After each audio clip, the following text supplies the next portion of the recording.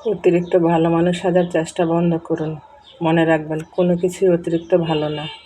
মেয়ে হিসেবে আপনি নরম, ভদ্র, শান্ত থাকবেন, এটাই স্বাভাবিক। তবে নিজেকে সহজলভ্য বানিয়ে ফেলবেন না। তাহলে সবাই আপনাকে একটা অপশন বা বিকল্প মনে করবে। সবাই ভাববে ওকে যা খুশি তাই বলা যায়। ও তো কিছুই বলবে না। বুদ্ধিমতী নারী জানে সবসময় ভালো থাকা মানে সম্মান পাওয়া নয়, বরং অসম্মানকে দাওয়াত দিয়ে ঘরে আনা। আপনি যত বেশি ছাড় দেবেন, মানুষের চাহিদা তত বেশি বাড়বে। তাই কিছু কিছু ক্ষেত্রে না বলা শিখুন। না বলা মানে আপনি খারাপ হয়ে গেলেন না। না বলা মানে আপনি আপনার নিজের আত্মসম্মান রক্ষা করলেন।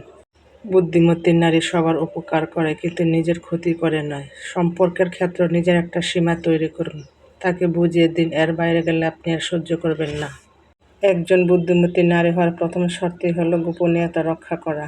তাছাড়া ইসলামও গোপনীয়তা পছন্দ করে। হাদিসে ও জীবনের বিভিন্ন বিষয় গোপন করতে বলা হয়েছে। যার জীবনে গোপনীয়তা যত বেশি, তার জীবনের সুখও তত বেশি। আমরা ভাবি মনের কষ্টগুলো কারোর সাথে শেয়ার করলে মনটা হালকা হয়ে যাবে, কিন্তু বোন, বাস্তবতা কি জানেন?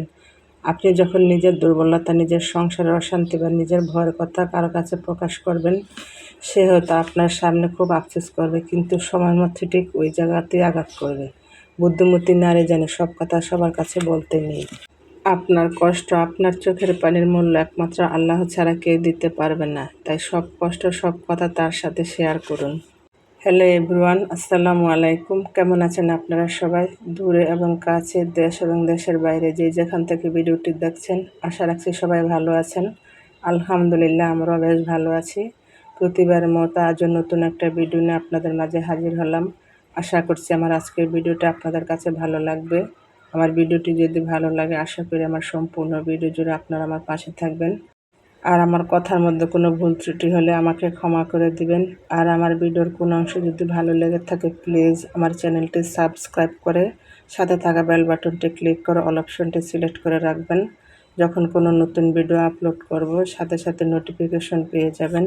তখন সময় সুযোগ করে আমার ভিডিওটি দেখে নিতে পারবেন। আর যারা অলরেডি কাজটি করে নিয়েছেন, সবাইকে অসংখ্য ধন্যবাদ।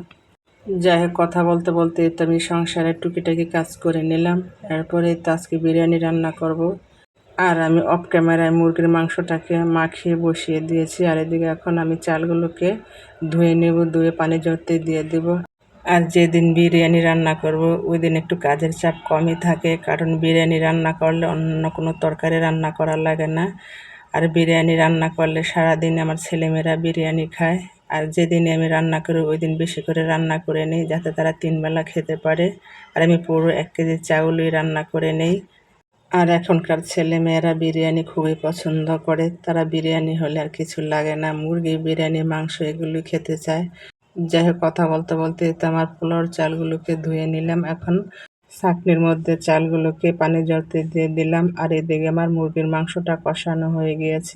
ভিডিওর শুরুতে আপনাদের কাছে একটা রিকোয়েস্ট করে নিচ্ছি, যারা আমার ভিডিওটি দেখছেন, প্লিজ আমার ভিডিওতে একটা লাইক দিয়ে ভিডিওটি কন্টিনিউ করুন। কারণ আপনাদের একটা লাইক ভিডিওটি আর অসংখ্য মানুষের কাছে পৌঁছে দেবে। আর লাইক দেখলে মোটিভেট হই, নতুন ভিডিও বানানোর আগ্রহ বাড়িয়ে দেয়।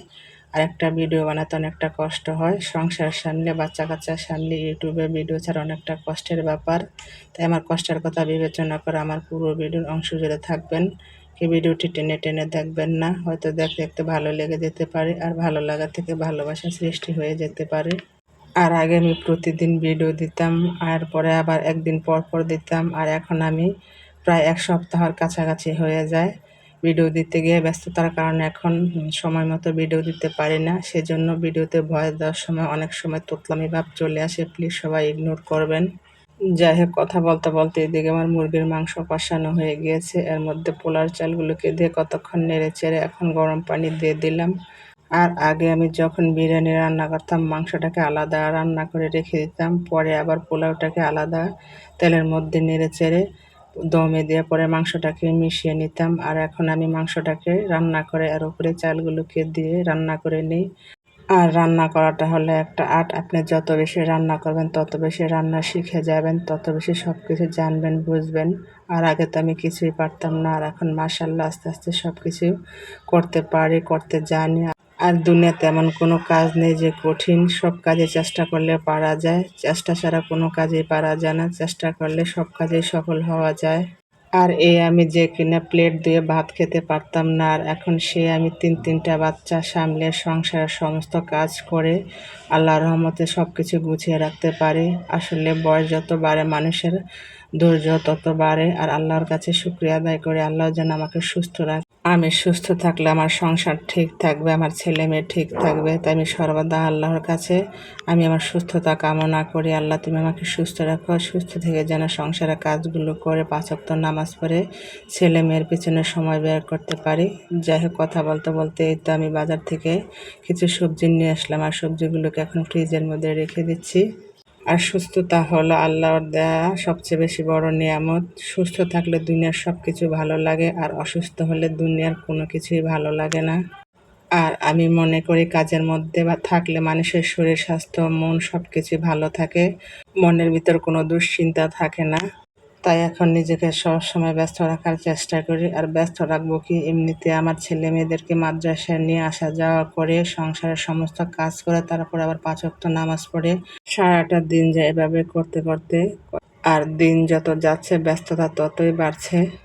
আর আগে আমি প্রতিদিন ভিডিও দিতাম, আর এখন সপ্তাহে একটা ভিডিও দিতে গেলে অনেক কষ্ট হয়, সময়ই পাওয়া যায় না, সময় বের করা যায় না। অনেক সময় কষ্ট করে ৩-৪ দিন মিলে একটা ভিডিও তৈরি করে নেই, একদিন এডিট করে আর পরের দিন ভিডিওতে ভয়েস দেই, এই আর কি। আর সময় যে কখন চলে যায় টেরই পাওয়া যায় না, আর সপ্তাহ যে কখন চলে যায় বোঝাই যায় না। আসলে সময়ের স্রোত কারোর জন্য অপেক্ষা করে না, সময়ের গতিতে সময় চলতেই থাকে। যাই হোক, এটা হলো গতকালকের ভিডিও। বিকেলবেলা প্যানকেক বানাচ্ছিলাম, আর প্যানকেক বানাতে গিয়ে মেজাজটা খুবই খারাপ হয়ে গেছে। বাসায় বেকিং পাউডার ছিল না, বেকিং সোডা ছিল, তাই বেকিং সোডা দিয়ে আজকে আর প্যানকেকগুলো বানাচ্ছি।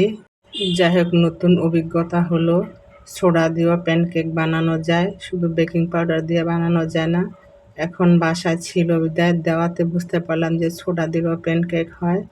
যাই হোক, কথা বলতে বলতে তো আমি প্যানকেকগুলোকে বানিয়ে নিচ্ছি। আর কতক্ষণ পরে আমার ছেলে মাদ্রাসা থেকে আসবে। মাদ্রাসা থেকে আসলে তাকে বিকেলের নাস্তা হিসেবে আজকে প্যানকেক দিব। আর প্যানকেক আমার ছেলেমেয়েরা খুবই পছন্দ করে, বিশেষ করে আমার ছোট ছেলে খুবই পছন্দ করে। আর ও মিষ্টি জাতীয় খাবার খুবই পছন্দ করে, জাল খাবার একদমই খেতে চায় না। সেজন্য আমার বাসায় এখন আমি সব মিষ্টি জাতীয় খাবার বানানোর চেষ্টা করি। আর আমিও এখন মিষ্টি জাতীয় খাবার খেতে পছন্দ করি, জাল একদমই খেতে পারি না। আর আগে তো আমি জাল খেতে পারতাম, আর এখন কেন জানি জাল খেতে পারি না। আসলে সময়ের সাথে সাথে অনেক কিছুর পরিবর্তন হয়ে যায়। যাই হোক, এই তো আমার ছেলে মেয়েদেরকে বিকেলের নাস্তা খেতে দিলাম, আর সবাই মাশাআল্লাহ বলবেন। যাই হোক, সামনের দিনগুলো যেন সবার খুব সুন্দর ও মঙ্গলময় হয়, সে দোয়া সবসময় থাকবে। সেই দোয়া এবং ভালোবাসা নিয়ে আজকের ভিডিওটা শেষ করে দেই।